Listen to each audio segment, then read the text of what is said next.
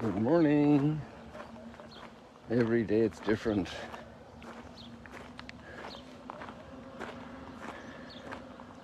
A different sky. We had a whole group of over 50 pilgrims arrived last night to stay for 3 nights. It's not typical in this time that so many come together. Usually the groups are smaller.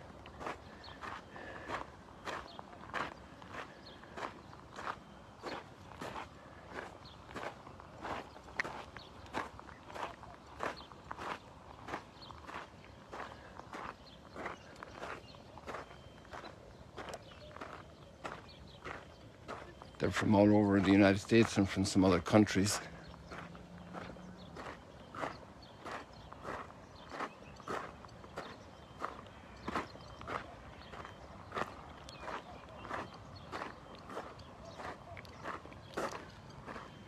Today we have a big switch around in the reading pattern. 2 major switches around after 5 weeks of hearing the letters, reading the letters. Hearing is a good word to say actually, because we tend to read, but all of these texts were proclaimed. There weren't too many books to go around, and they were remembered, and they were spoken, and they were proclaimed. You can see a number of cows up here. We have to go back on the mountain sometime. My schedule is kind of packed, so it's an extra effort to make it up there. But it's nice to see the cows in the morning.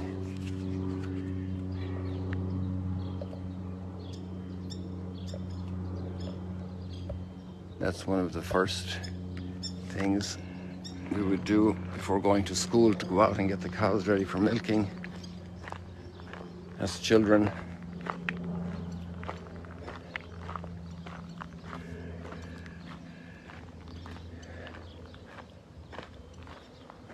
Everybody helps on a farm, you know.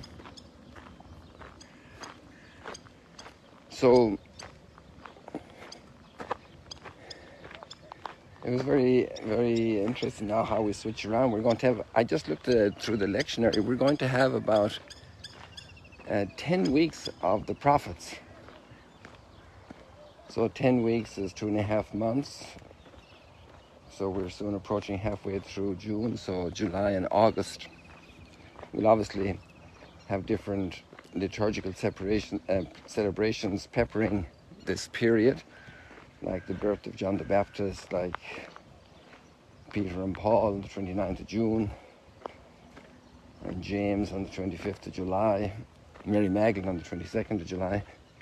So we'll have, you know, little intermissions in the course of reading the prophets, but that will be our main reading for the first reading for the next 10 weeks until the 20th week. We're in the 10th week of ordinary time, and the 20th week I think we'll switch over, or 21st week we'll switch over to the readings of the back to the New Testament again for the first reading. And also we switch the gospel today. So in the daily readings we have a lot more time to read, obviously, than Sundays. And the Gospel of Mark will continue on Sundays because they're in ordinary time, there are only 30-something Sundays. So then we're going to continue reading Mark on the Sundays. But for the weekdays, we already finished Mark's public life at chapter 12, I think we were, chapter 14, we're at chapter 12. And then today we're going to jump into the Beatitudes, Matthew chapter 5, and we'll be reading the Gospel of Matthew. And then in the third part of ordinary time, weekdays, we'll be heading into Luke, when we're finished with. So we'll have Matthew, Mark, and Luke. And then John's Gospel, we have had large portions of it read during the Christmas season after the birth of Christ, and also in the Easter season. A lot of John's Gospel, the texts of John's Gospel. So And let's move along. So then we have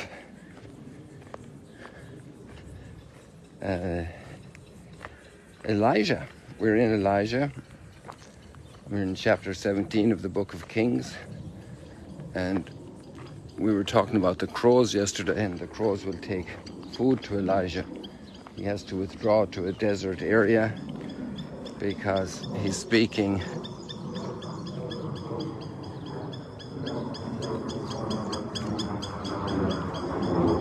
There you can see the plane.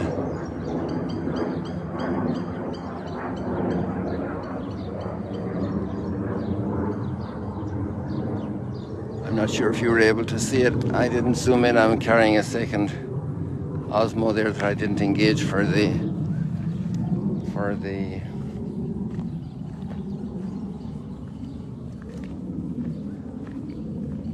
extra phone, but we're doing okay so far.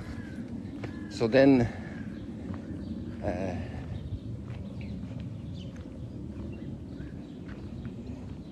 we're with Elijah. And the book of Kings is very interesting, the books of Kings. So you have Samuel 1, Samuel 2, first of all, and they're dealing with all the period after the entry to the Promised Land with Joshua and the succession of challenges that are being faced up to, and then the helpers God sends are called the judges. They're leading the people in their struggling, growing nation, and they're also dealing with all of the challenges of outside that are attacking them, and it's a real struggle of learning. So also really an identity struggle of recognizing God and dealing with Him, which is the struggle of mankind's history always, and will always be that. So then the next, we have Samuel 1. Then it's also we have David and Saul, right, and right up to Solomon. And then in the book of Kings we start with Solomon, quite a good chunk, and now we're at chapter 17, and Elijah is on the run.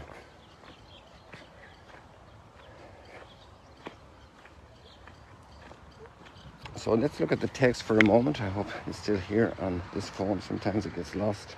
Yeah, it's here. Oops. I can't believe it. It's open for yesterday. And if I switch it over now, I'm going to it'll going to take a few minutes. So let's leave that for tomorrow to go into that book of Kings, and we'll catch up there. But you can read it. You have the link. I posted it for you. I'm not connected to Wi-Fi, so I can't pull up that text. We're going to go to the Beatitudes, and the Beatitudes is a word, beatitude. What is beatitude? Happiness, maybe even more than happiness, deep fulfillment, that interior contentment. A person is in beatitude and blessedness, an interior peace, much more than the happiness of an ice cream or a tasty meal. It's a very deep contentment of being right inside. Everything is right. I'm not denying myself. I'm not cheating. I'm not lying. I'm in truth. I'm in goodness. I'm sure, I'm secure, I'm in beatitude, I'm in my true self. I'm in true self with everybody. I'm in my true self with the Lord. Beatitude. And actually the word is used a lot in the Old Testament, and you think of the Psalms, and it says, blessed the just man, he's like a tree growing by the water. his leaves will never fade. And that tree is happy, you know, to have the water. So, beatitude.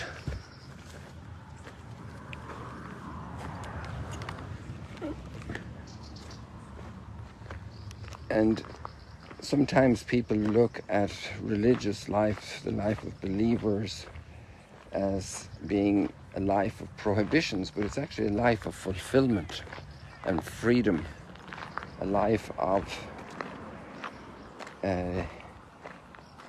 the complete realization of the person. It's truly a blessed life. And here we have a summary of all the entire package of Jesus' offer.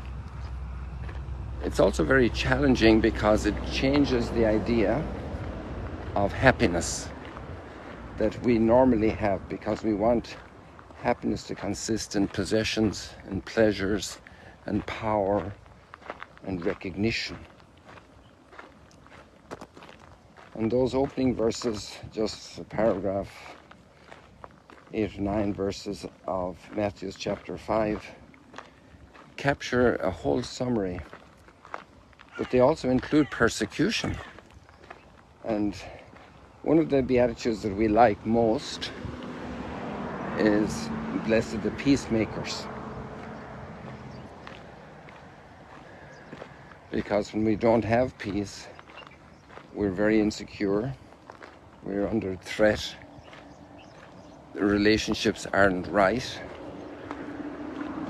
there's conflict, there can be also great danger, as in conflict that becomes violent, unrestrainedly violent, destructively violent, lethal, fatal.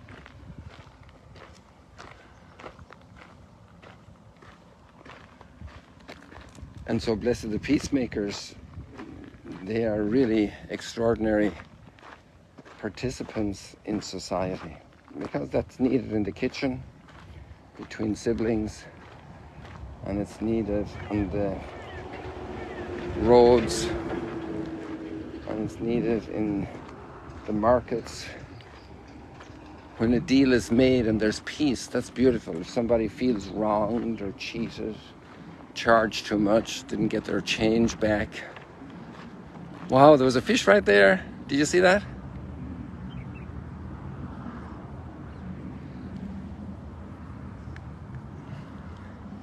Sometimes it's just mistakes are made and people are cheated, but it's not that they were cheated in the sense they're just deprived of what's their due. But sometimes then if it's intentional, somebody's taking advantage of others, then it becomes really problematic, upsetting, an occasion for conflict, reclamation of rights, protest, loud words, tensions.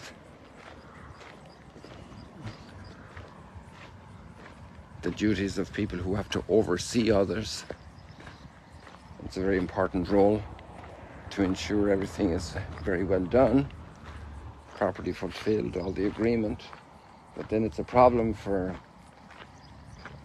those who aren't giving their full measure. But it can also become a problem when the overseer thinks too much of himself or herself and enjoys commanding others and bossing others and squeezing others, especially if there are personal issues, scores to settle, then, or some type of a thrill in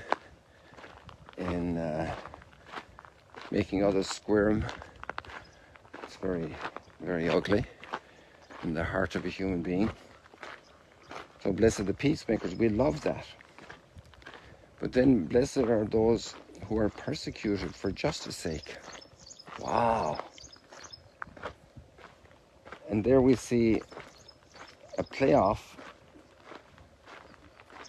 between, wow, look at that lovely purple heron right there, a few yards in front of us, just rose here in the water. Oh, that's it there, good, good, good, good.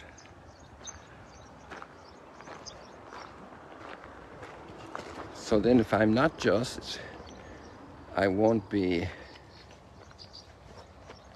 a lot of life here. More than one, there's lots of purple herons here. There's one perched there in the bush. You don't need to fly away. Pretty well camouflaged, there is perched there.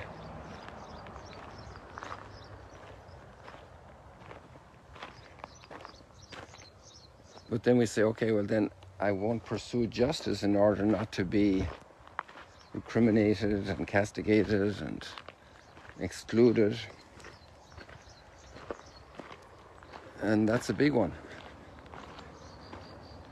Because then interiorly I'm not true to my calling to be in solidarity with those who are suffering, with those who are unjustly treated. If I pursue justice, I'm calling down a lot of trouble on my head, because those who are driving the injustice will list me as an enemy and put an X across my name and my face and want me eliminated.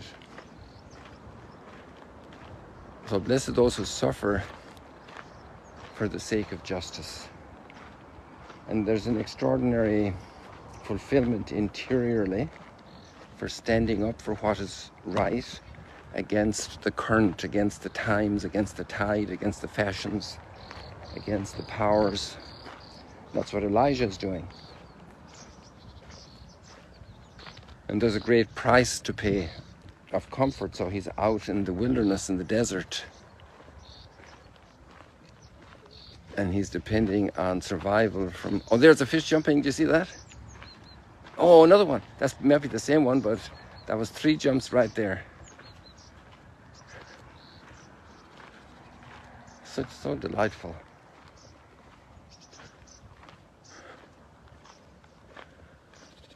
So that's 3 times today we've seen fish jumping already.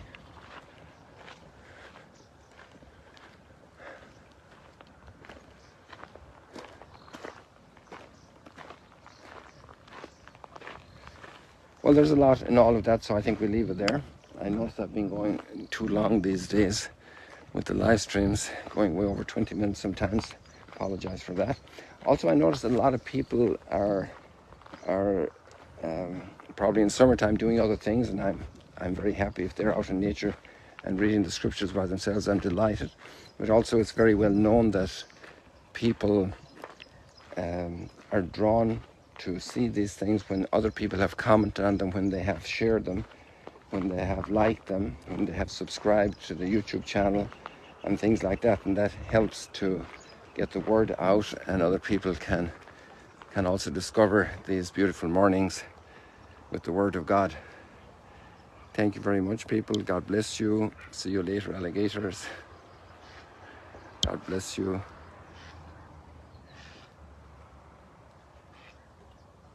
That's the latest in heaven.